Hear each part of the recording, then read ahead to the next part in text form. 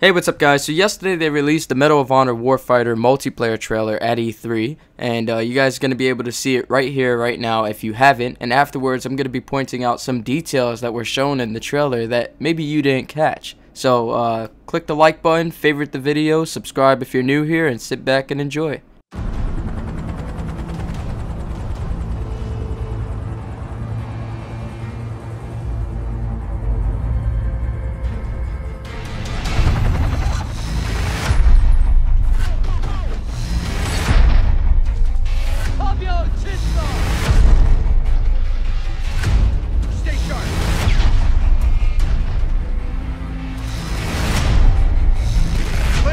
Charge! Cover us!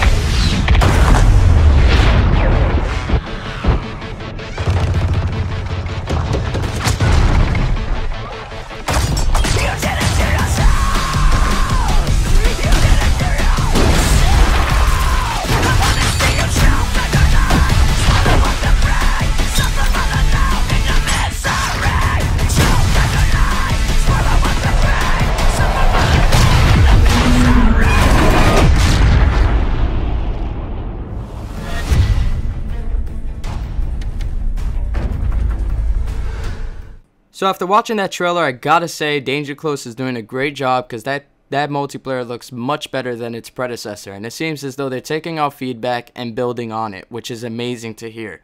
But a lot of you guys might not have picked some things up because you were just in awe of the gameplay and the visual effects and everything. But the first thing that you might not have noticed is just the beginning of the trailer. They're roping in. They're going towards the map in choppers, and then they rope into the map, and then the action begins. Maybe that's a new feature in the game. When the match begins, you have, for some maps, or probably all maps, you never know, they have like these guys flying in with choppers, and then you rope in, and the choppers leave, and the match begins like that. I think that'll be more interesting rather than, everybody just spawns up on the map. I think, to have a more visual and immersive gameplay, you can add something like that, and it'll make a big difference. The next thing you guys might not have noticed is that you see guys sliding. This can mean that they've added a cover feature, which you can now slide to cover, and you can also see it when he goes to knife the guy with his tomahawk-like weapon in the legs. He slides towards him, and then he tomahawks him. So maybe they're going to add that with the knifing as well. The next thing is prone. You can see some SAS members going prone right as they come out of the hole in the wall. And a lot of people don't like prone because it promotes camping. But maybe with these destructible environments, because you did see destructible environments in the game. You see a building collapsing, you see the A-10s just coming, you see things shredding and everything like that. Maybe if they include a little bit more of destructible environments, a lot of people might think twice before going prone in front of a wall and just waiting for somebody to walk by. Now this next thing is extremely interesting because nobody has caught it yet. And this is the deployable mortars. Now I know what you guys are thinking. Everybody has caught it. Everybody just saw him place the mortars and fire it off. But it's not mortars. That's the thing.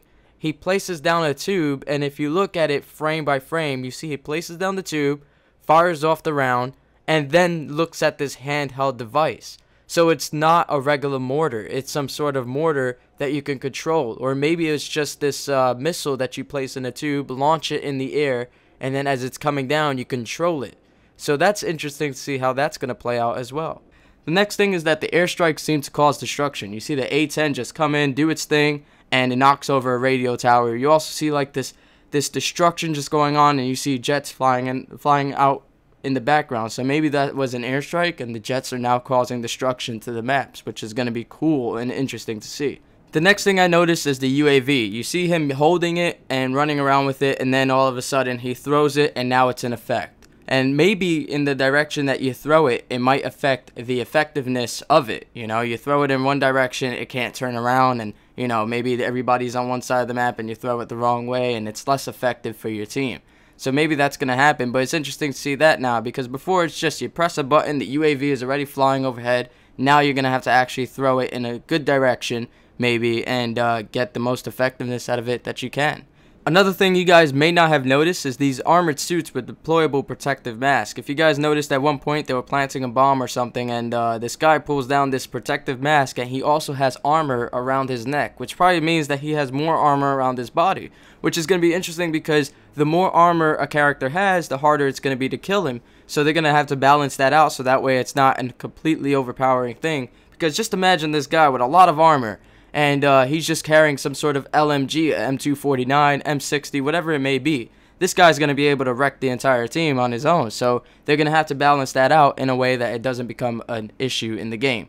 Now, one thing I know everybody must have seen, but I still want to talk about it, is this assault drone coming in. You see it in first person, you also saw it in the single player, and you can see it that it's extremely powerful and it's extremely awesome. But is it going to be balanced? Because that's one thing that makes a game great, is the balance, is the fairness. You don't want to feel like if this guy is using this weapon, or he's using this point streak or kill streak or whatever, he's just, you know, out of the town, overpowering. You don't want to feel that in a game. You want to feel the fairness of the game. That's what makes it immersive and fun at the same time.